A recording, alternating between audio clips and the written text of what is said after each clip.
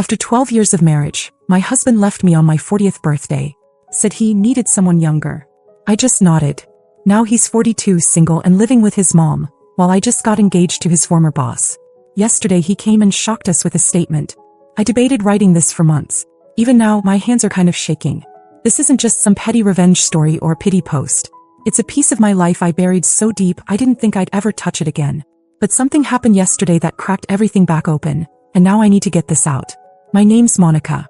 I turned 42 years ago, and what happened that day still plays in my head like it just happened. I thought I was waking up to a celebration. Balloons, a breakfast with the kids, maybe a little surprise if my husband actually remembered to do something sweet for once. Instead, I got blindsided, crushed, in front of the people I love the most. We'd been married 12 years. 2 kids, a decent house in Michigan, a dog that kept chewing up the fence, and a rhythm. Not a happy rhythm, not anymore, but a routine. I think that's what people forget when they talk about marriage. Sometimes you stop loving each other loud and just start coexisting in silence. But I wasn't ready to admit that yet. Not until he did it for me. That morning I was icing a homemade cake. Something small just for us. I wasn't expecting much. Honestly, I'd been getting used to disappointment. He walked in wearing a clean shirt and cologne which already felt off. He never bothered with cologne at home anymore. Then he said it. I think I want a divorce. Just like that. No build-up. No conversation. The kids were still finishing their cereal. Our youngest was holding a card she made out of construction paper. He didn't stop there. He looked right at me and said he'd met someone. She was 29. I need someone younger, he added like he was talking about trading in a used car. No shame. No hesitation. And then the kicker, I hope we can keep it civil for the kids. I didn't cry. I didn't scream. I just nodded. Something inside me went stone cold. I can't explain it, but it was like I split into 2 people in that moment. The one he just discarded and the one who wasn't going to let this be the end. He left that afternoon. Bag already packed. He didn't even say goodbye to the kids properly. Just mumbled something about seeing them soon and walked out like he was late for a meeting. And that was it. 12 years gone with 6 words and a cheap bottle of cologne. The first week I didn't tell anyone. I told the kids he was away for work. I didn't want them to know yet. I didn't want anyone to know yet. I couldn't bear the thought of people seeing me as the wife who got dumped for someone younger.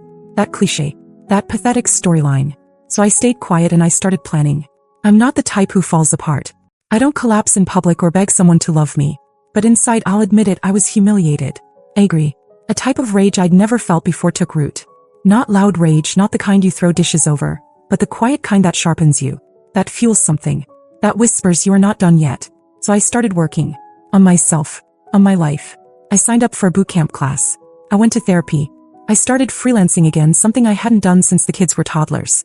I updated everything. My wardrobe, my style, my boundaries. And slowly I started becoming someone I didn't recognize. In the best way. He thought I'd fall apart. He thought he was trading in for an upgrade. What he didn't realize was that I was just getting started. The first 6 months were the hardest. He didn't call the kids often. When he did, it was awkward and short, like he had somewhere better to be. I didn't ask questions. I let the silence do the work for me. I figured they'd figure it out eventually, and they did. Meanwhile, I became obsessed with not becoming what he expected. I didn't want to be the bitter ex or the lonely mom who still wore her old wedding ring in secret. I sold it, actually. Used the money to buy myself a proper laptop and some weights. I cut my hair. Went back to my maiden name. One night, I even went to a jazz club alone just to prove to myself I could. The weirdest thing? I started to enjoy my own company more than I ever had in my entire adult life. And that's when people started noticing. My neighbor Stacy pulled me aside one day and said, "You're glowing." What happened? I just smiled and said I started sleeping on the whole bed again. That wasn't a lie. Then came the encounter. It was about 10 months after he left. I was picking up takeout from a new Mediterranean place downtown, wearing this deep green dress that used to be too tight but now fit just right. I turned around and there he was, him, my ex, standing 2 people behind me in line, looking like a deflated version of the man who walked out of my kitchen with so much confidence. The woman he left me for? Gone. Apparently she'd moved on to some tech guy in Austin. He stared at me. I stared back. I gave him a polite nod, nothing more. Didn't even say hi. That part felt good. But what happened a few days later was what really shifted everything. I got an email. It was from Nathan, his former boss. The owner of the firm where my ex had worked for nearly a decade. We'd only spoken once at a holiday party years ago. In the email, he said he'd heard about the divorce and hoped I was doing well. Then he said something strange. He asked if I'd be open to coffee. Said he had a business proposition and had heard through a mutual friend that I'd started consulting again. I wasn't sure if it was real or some awkward attempt at sympathy, but I was curious enough to go. It wasn't awkward. Not even close. Nathan was sharp, funny, and intense in that quiet way that makes you want to lean in when he talks. He asked about my work, my kids, my plans. And then he said something that threw me off. You've rebuilt yourself. Most people don't. They just patch the hole and keep limping. We ended up talking for almost 3 hours. The business proposition was real, but something else was clearly happening. That was the beginning of something I never saw coming. What started as meetings became lunches. Lunches became dinners. Dinners became something that felt dangerously close to love. And then one night he kissed me. A year after being dumped like trash, I was kissing the man who used to sign my ex-husband's paychecks. And I didn't feel guilty. Not even for a second. The craziest part? My ex still had no idea. But he would. Very soon. It started to feel like I was living someone else's life. The one I used to daydream about during those long silent dinners when my ex was on his 3rd beer and hadn't asked me a single question all week. But this wasn't a fantasy. This was real. Nathan didn't rush anything. He met the kids slowly on neutral ground at first. Took time to learn who they were, not just how to talk to them but how to see them. They took to him faster than I expected. My daughter even asked if we could invite him to her school recital. That's when I knew this wasn't just about me. It was becoming about us. We didn't post about each other. We weren't flashy. But people started to figure it out. Our town's small enough that whispers move quicker than wind. And then, right around Christmas last year, Nathan proposed. It wasn't some grand gesture. No fireworks. No crowd. Just the 2 of us on the back porch with snow falling and 2 mugs of cocoa cooling beside us. He pulled out a ring and asked if we could build a life that felt like ours, not just something we were handed. I said yes. That's when the cracks started showing. My ex found out about the engagement 2 days later. I still don't know how. My guess is one of his friends saw something and couldn't resist. Either way, I got a text from him out of nowhere. First one in months. It said, "Seriously? Him? You're kidding, right?" I didn't answer. The next day, the kids said he called them out of the blue and started asking weird questions. Stuff like if Nathan ever yelled, if he ever spent the night, if he ever said anything controlling. It didn't take a genius to figure out what was happening. He wasn't interested in parenting, he was trying to dig for something he could use. A week after that, he showed up at my house unannounced. Nathan and I were in the kitchen putting together some shelves. The kids were upstairs. I heard the knock and didn't think much of it. But when I opened the door, there he was, my ex, standing in the cold with no jacket like he'd just marched over in a rage. He didn't even say hello. Just looked past me and said, "So this is your plan now? Playing house with my boss." Nathan stepped into the hallway and didn't say anything. Just looked at him. Come. My ex didn't take it well. He muttered something about betrayal, about how this wasn't over, and stormed off. Not before kicking over the recycling bin on his way out. That was just the beginning. Over the next month he started showing up more. Accidentally running into us at stores. Once he even left a note under Nathan's windshield at the gym. Petty vague stuff like, "You have no idea what she's really like." It didn't scare me. It annoyed me. Mostly it made me sad, for the kids, for what he used to be, for how far he'd fallen. But then it escalated. One morning we woke up to find a key scratched across the hood of Nathan's car. No cameras. No witnesses. But we knew. The kids were the last to turn on him. They tried to give him a chance. But after he showed up drunk to my son's soccer game and picked a fight with the coach, even they stopped asking when his weekends were. And yet, despite all of it, part of me kept asking the question I didn't want to say out loud. What if he really means it when he says he wants to come back? Because that's what he started saying. Repeatedly. In texts. In voicemails. In a letter he mailed me like it was 1997. I messed up. I see now. I'll do anything. But it was too late. And still, he wasn't done. By early spring, it felt like we were standing on a cliff edge. Everything was beautiful, but if I looked too long over the edge, I could still see where I came from, still hear his voice echoing up from below. I wanted to enjoy what I had with Nathan, the calm, the laughter, the feeling of safety that had taken me months to even recognize again. But the past wouldn't stay in the past. My ex had started hovering around the edges of my life like a stray looking for a door left ajar. It was pathetic at first. Petty texts, awkward calls to the kids, even leaving a box of old photos on my porch like that would stir something up. But he was wearing down whatever pride he had left. Every move felt less like anger and more like a man unraveling slowly in reverse. Then one morning he showed up unannounced again. No storming, no shouting. Just standing there on the sidewalk with a paper coffee cup and this weird, practiced calm. He waited until the kids left for school and I was alone outside trimming the hedges. I thought about going inside. But I didn't. I was tired of hiding. He walked up slowly like I might bolt. He said he'd been thinking about everything. About me, the kids, even Nathan. He said he finally understood what he threw away and that it had taken losing it all to wake him up. I didn't say anything. I just listened. He said he was clean. Therapy twice a week. Hadn't touched alcohol in 4 months. Said he was working part-time for a friend's contracting company. living with his mom temporarily, trying to get back on his feet. Then he said the line that stuck with me, that honestly turned my stomach more than any insult he ever threw at me. "You win. You're stronger than I thought. But maybe now I'm finally strong enough for you too." I didn't even know what that meant. Strong enough for me? Like this was some twisted game of waiting until I became worth it? He kept going. Said he knew about the engagement. Said it wasn't real, that Nathan wasn't the kind of man who would stick around once things got hard. That I was only doing this because I wanted revenge, not because I was in love.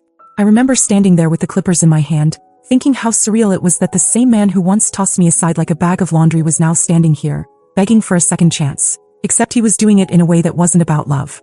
It was about possession. Like he thought somehow he still had a claim. Then came the offer. He said we didn't have to tell the kids right away. That he could take the guest room. That we could ease into it. That maybe this could be a story we laugh about one day. I think he believed that.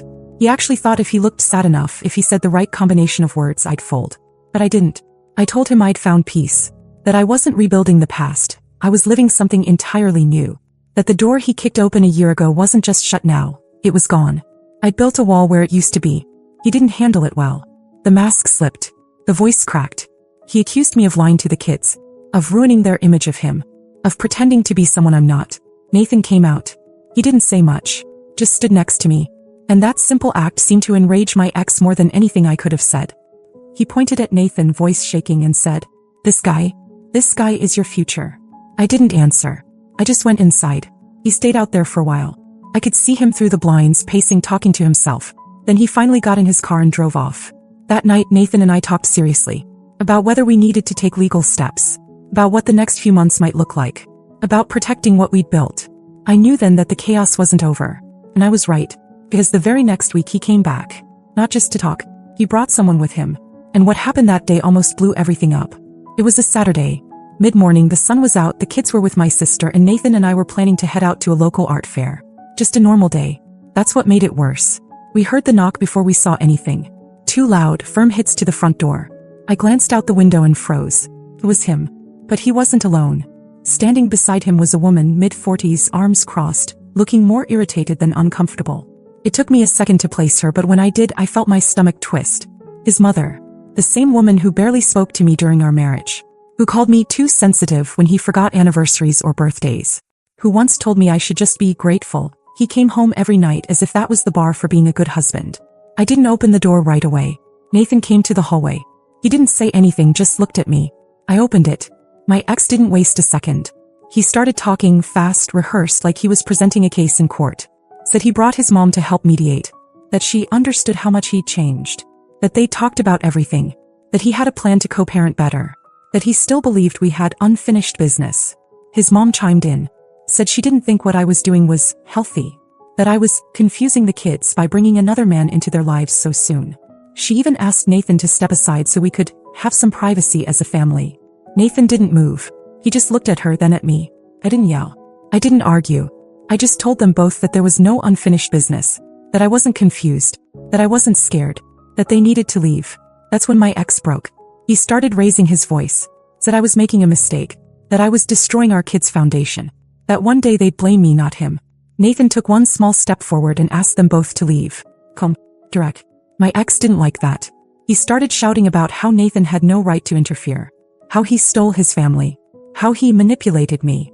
His mother grabbed his arm and tried to pull him back, but he shook her off. That's when I closed the door. Not fast. Not dramatic. Just firm. The lock clicked. We stood there for a moment in silence. Then I walked over to the counter, picked up my bag and said, "Let's go to the fair." And we did. That was the last time I saw him face to face. We went through lawyers after that. He stopped trying to come around in person. The court formalized visitation, and the kids, by their own choice, started spending less and less time with him. They saw what I saw. They remembered. Last week, Nathan and I finalized our wedding plans. It's going to be small. Backyard, string lights, no speeches. Just the people who never left.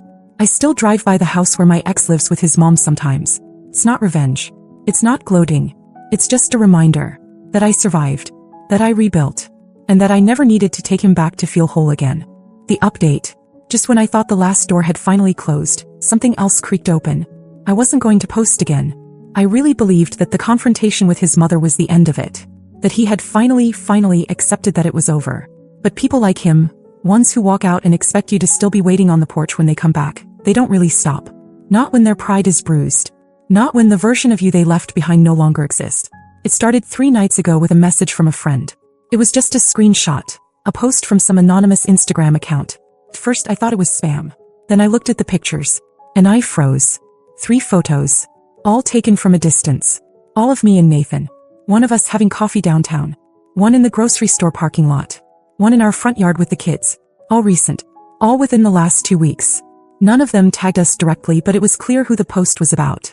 The captions were vague and sour. Phrases like, cheaters never prosper, and rebuilding on lies, thrown around like dirty laundry. A few hashtags all generic. It looked like some bitter stranger throwing stones in the dark. But I knew. Nathan knew too. We reported the account immediately. It disappeared within an hour. But the damage wasn't digital. It was emotional. Psychological. He was still watching. Still orbiting. Still looking for a way in. The photos were one thing. But it was the timing that disturbed us. 2 of the photos were taken in places we hadn't mentioned to anyone. Not online. Not even to friends. Which meant he had been following us. That night Nathan checked the cameras. We upgraded the security system the month after the confrontation with his mother, just to be safe. And sure enough 2 weeks ago, there he was. Early morning, hoodie up, walking past our house slow enough to glance at the windows. He didn't knock. He didn't say anything. Just passed by. But it was enough. I sat with the kids the next day and told them everything. I didn't sugarcoat it. I didn't dramatize it. I told them their father might not be done trying to create problems. That he might try to pull them into it next. That if anything strange happened, online, at school, anywhere, they needed to come to me or Nathan immediately. They took it better than I did. My daughter said, he's trying to make us afraid. That's what cowards do. My son asked if we could get a dog. I told him we'd talk about it. Nathan called our lawyer again. This time we're looking into filing a formal restraining order. It's not a guarantee, he hasn't threatened us directly, but we're compiling everything. Every post. Every message. Every recorded moment. I want to believe this is the last chapter. I want to believe that people like him eventually burn out and disappear. But deep down I know better. He's not acting out of love. He's acting out of ego. He didn't come back because he missed me. He came back because I had moved on without him. And nothing burns a man like that more than irrelevance. So no, this might not be the last update. But if he's reading this, and I wouldn't be surprised if he is, I want him to know. The woman you left behind doesn't exist anymore. You're not haunting me. You're not hurting me. You're just proving over and over again why I never should have looked back. And if you come closer again, emotionally, digitally, physically, I will finish what you started. Because I'm not scared. Not anymore.